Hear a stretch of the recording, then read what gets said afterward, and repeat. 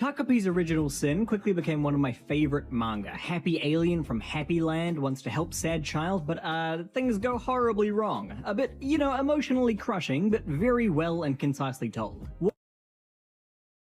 I mean, the art alone should get you intrigued. Dorohedoro follows Cayman trying to regain his memories, which involves magic and crime syndicates in a much more light-hearted tone than you'd expect. The cast are just a blast to follow along with. Route End is about death, and all the characters have very personal stakes and takes on the issue. While we follow the serial killer case into End, we get to see what different people have suffered and how they've dealt or maybe have failed to deal with people dying. It hasn't aged terribly well, but Devilman is still a great read. Old horror that's become a bit of a comedy these days, though it still has some actually horrifying moments. Plus, it has one of the most metal opening chapters of devils just slaughtering angels. Robo Granddad is great. Inuyashiki is about this older guy being suddenly turned into a robot and what he does with his new powers, contrasted fantastically with this young guy in the exact same situation. Are they even human anymore, and if not, what does that mean? So Blue Giant never really grabbed me, but the sequel in Supreme has had a pretty strong start and got me back on board. Japanese jazz man trying to make it big in Germany in this uplifting journey about chasing your dreams.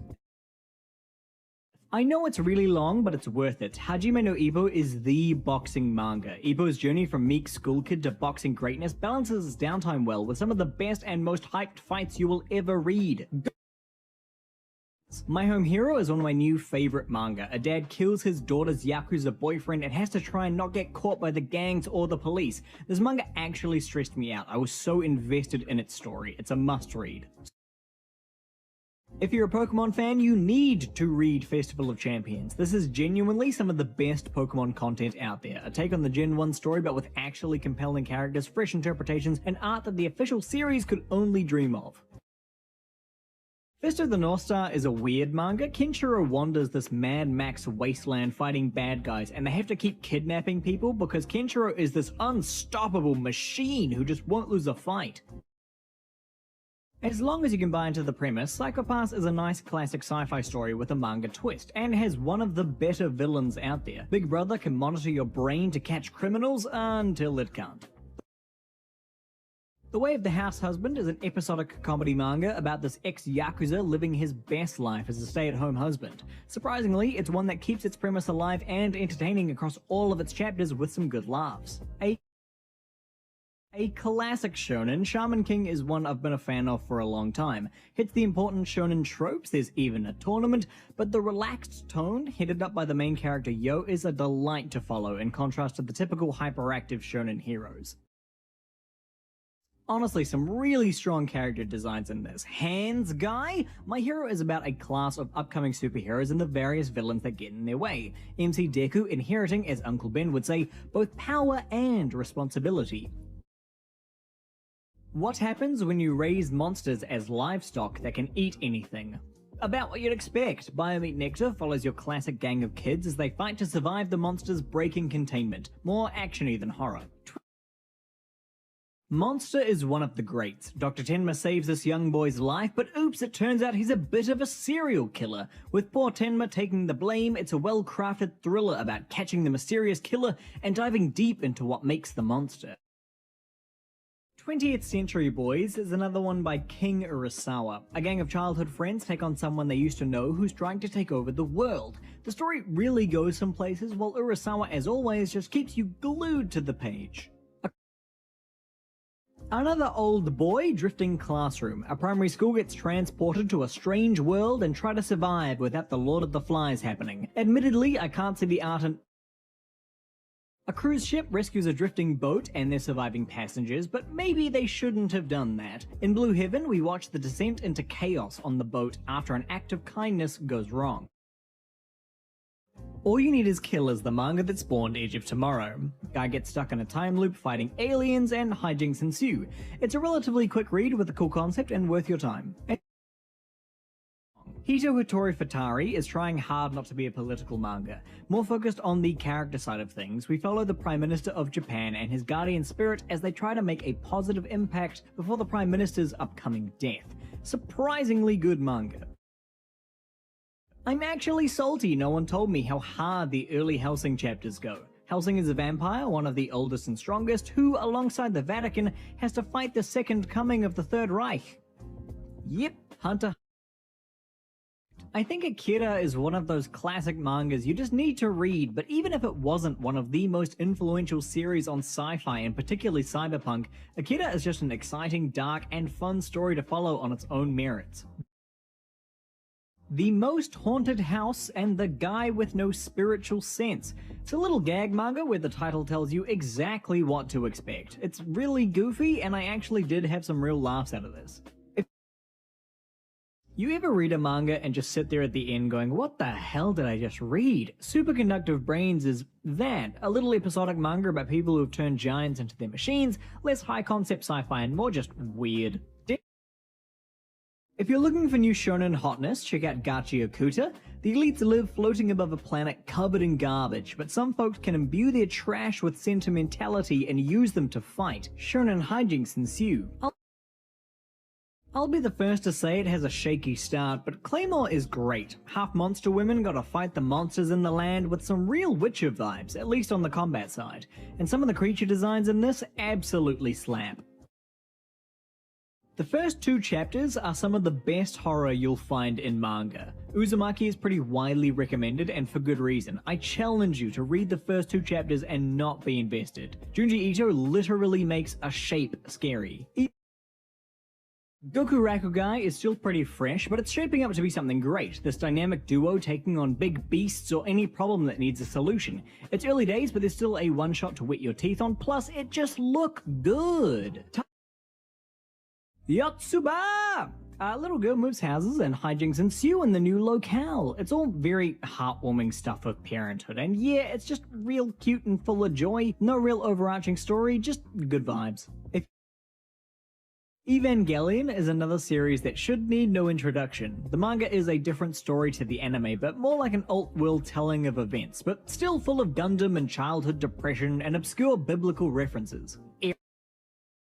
This is a real monkey's paw manga. People make wishes to this doctor, the titular Frankenfran, and her solutions generally end up disastrous. It's a more lighthearted horror, but the monstrous solutions she finds are a treat to uncover. What happens when your best friend and crush dies, then gets replaced by an alien? The Summer Hikaru Died explores that. More psychological than scary. This is another relatively new manga that hasn't quite hit its stride yet, but is looking good.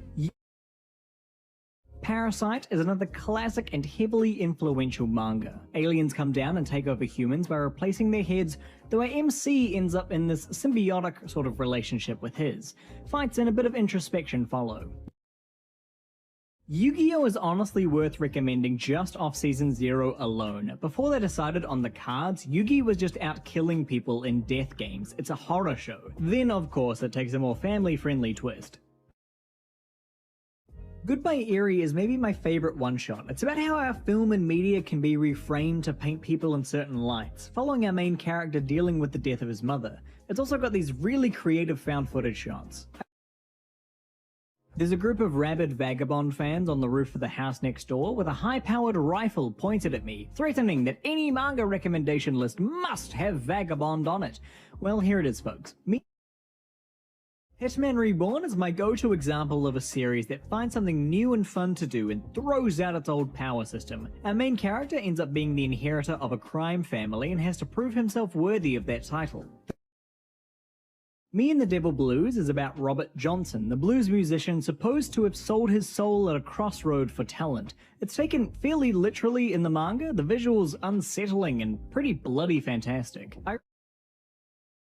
My Father's Journal is a pretty reflective manga. Our main character returns home for his father's funeral and reminisces on his childhood with his family, the things he forgot about or the things he misinterpreted but held on to for years. I rate this manga so highly. Manhole is one of the better serial killer / pandemic manga out there. There is a scene in this that actually made me gag. Good mystery, good reveals, well paced, well done manga. After God is still pretty early days, but so much promise in these chapters. Horrifying beasts arrive, bringing disasters in their wake. We've got a gang of researchers trying to find a way to beat them back. Just so much potential here. Yumagi Doesn't Have Any Friends is a slice-of-life high school manga about Yumagi, funnily enough, and you know what's fantastic about this manga? Yumagi doesn't want friends, and the manga lets that be okay. I Am a Hero is one of the best zombie mangas out there. The art is fantastic and actually makes your regular zombie affair feel scary again. After that, there's still a twist or two to find, but standard sort of zombie story. If you like twists, Tomodachi Game. A group of friends get put in the game to save one of them from debt. So there's this series of games to earn their freedom, each one ending with the MC being all big brain and some crazy twist. Okay, hear me out, killing morphs are pretty bad, but the first 2/3 of this manga strap you down and just race you through all of this stuff. You don't really have time to process, it's so fun, and then the pacing slows and the manga kinda dies. Good for a quick Arvo read though.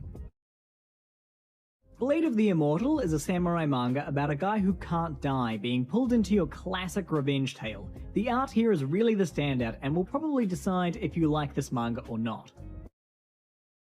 This takes my spot as favorite full Ito book. Tomi is a collection of stories about a beautiful girl that compels you to kill her. Junji Ito knows how to write horror manga and he just smashes it through this manga. Pluto's yet another slam dunk by Urasawa. This time the story is based off an Astro Boy arc, though with that classic Urasawa flair. This big investigation down the rabbit hole of robotics and sentience and trauma. So the first couple chapters will mislead you. Dead Man Wonderland is really about literal blood sport, where prisoners fight with blood magic in order to keep themselves alive.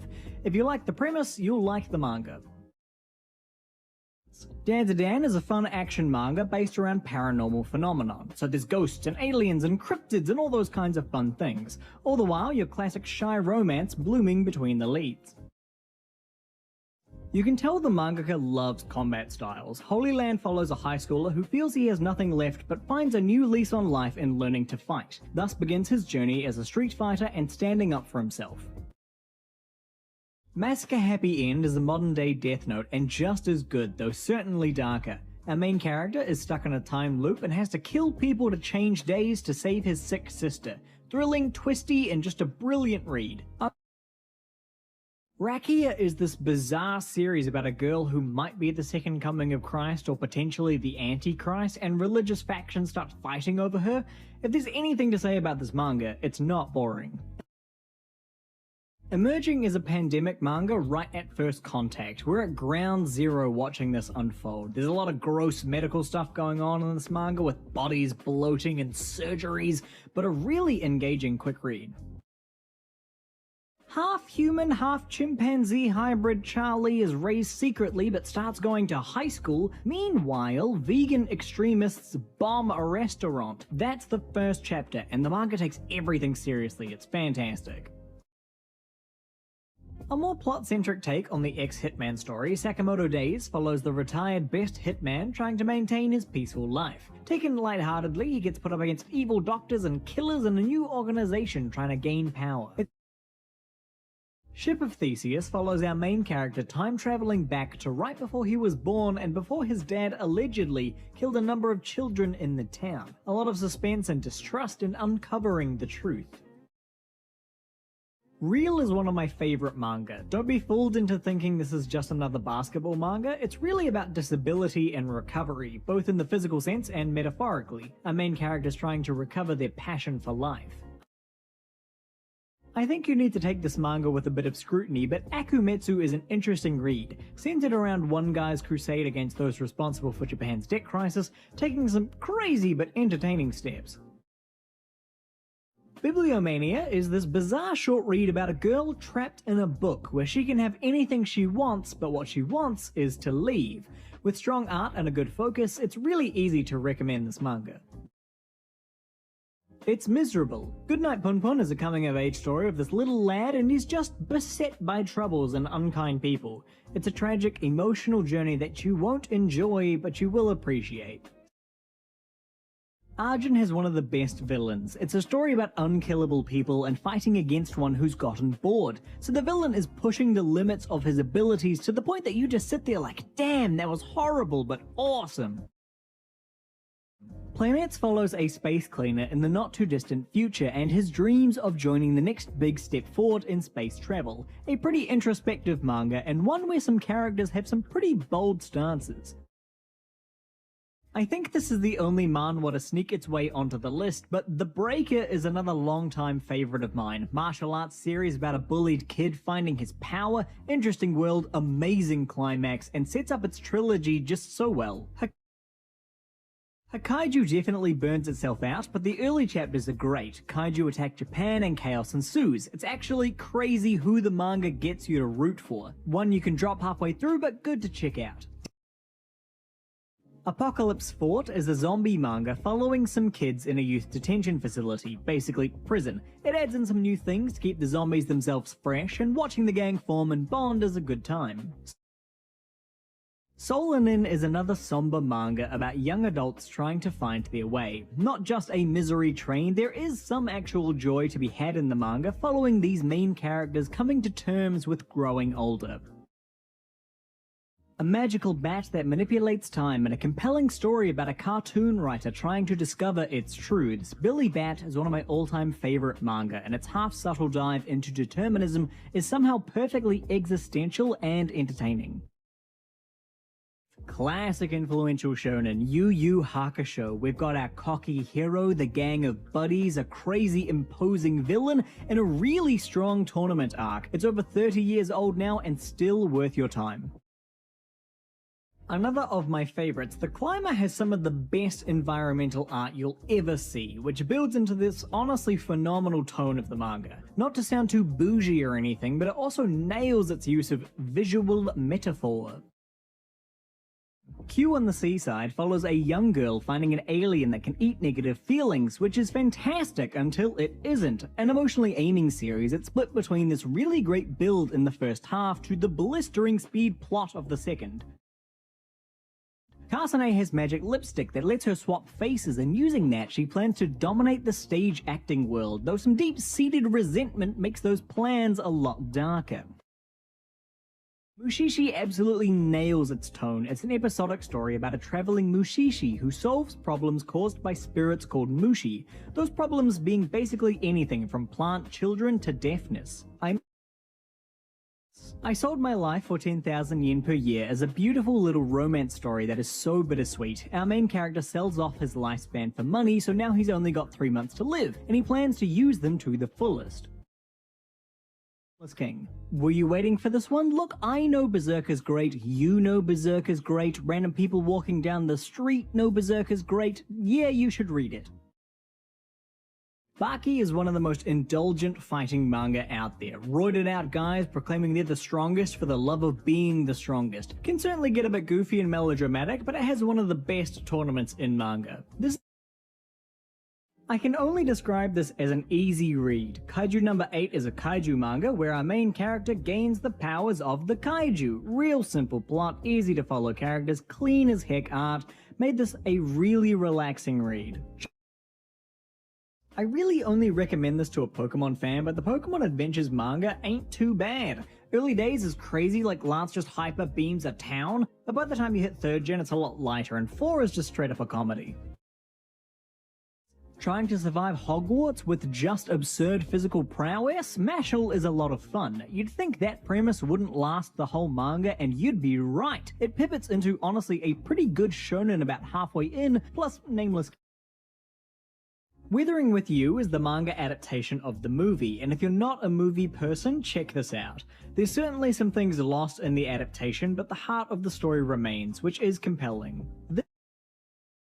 Octopus Man blows a chunk out of the moon and then holds the world hostage so he can teach a classroom of kids how to kill him. Crazy premise, an assassination classroom takes it all in a goofy direction, making this a fun read. JoJo's is an absolute ride from part to part. Bizarre Adventure is an apt description. From rolling a cherry to punching a frog to yelling at people to fall off their horse, JoJo's is just something you need to experience for yourself. Warring states in China, massive battlefields, and cunning tacticians. In Kingdom, we follow a soldier fighting his way up the ranks in battle after battle. While the action is good, the real fun is in the strategies of the commanders. A great read. Iconic. Possibly the most iconic manga in the world. If you didn't know, Dragon Ball manga covers all of Z as well, all of the goofy antics of the early chapters and the slugfests of the latter. This holds a special place from manga fans. Hunter x Hunter is coming back! Great time to jump into the manga. It has one of the best power systems out there, and what's happening in the last chapters, with the no spoilers, is complicated but got me hyped. I think the Full Metal Alchemist manga gets a bit forgotten these days, but it's so strong. Some of the best world building around, where all of the little bits that are told to you are actually important. A series that everyone should read. It's coming up to its close. Vinland Saga is one of the modern greats. We follow Thorfinn, pulled into the cruel life of a Viking and where his revenge will take him, a story of redemption, the meaning of strength, and the mindless brutality of war. Spy Family earns its hype, secret agent dad alongside assassin mum and psychic daughter all keeping their roles hidden as they pretend to be a family, delightful to follow with an actually really interesting plot tying it all together. Once upon a time, Toriko ran with the big boys, big dudes running around killing giant monsters so they can eat them. Cooking manga meets battle shonen, still a great read, though it will get you hungry. Death Note remains an absolutely quality time. Supernatural killer who can just write people's names to kill them, great concept. Light's eager adoption of his role as Kira and the mind games with L are also just fantastic. Demons and cool powers and some pretty bloody conclusions. Chainsaw Man follows Denji merging with his dog to become the titular character, and then he gets recruited to go and kill some devils. It gets pretty metal. I get real nervous around hyped up series, but Jujutsu Kaisen actually lived up to the hype. It's exciting, the art is great, the overpowered hero is fun, the team dynamic is well built, the villains are interesting, and there's a panda man. While not as good as the anime IMO, Demon Slayer is just a really clean shonen story. Tanjiro's sister turned into demon, Tanjiro kills demons. Add in the hierarchy gang of villains and heroes and boom, you've got yourself an entertaining story to follow. Tokyo Ghoul takes some of the best ideas out of something like Parasite and polishes them to a shine. Our MC becomes a ghoul, the most hunted thing in Japan, and then he has to fight and potentially do some very dark deeds to survive. I mean the absolute audacity of this manga. Attack on Titan is about humanity pushed to the brink by titans and them fighting back, but oh boy does it go some places. With Thousand Year Blood War going on, this is a good time to return to one of the greats. Bleach got a bit of a raw deal after the early arcs, but let's not forget how hard Tite Kubo's art goes. There's good reason Bleach ran with the big boys. The guy can win any fight with one punch. Yeah, it's a good time. The manga even balances out having tension with the other characters who can actually lose, so the actions, the gags, and the story all come together really well.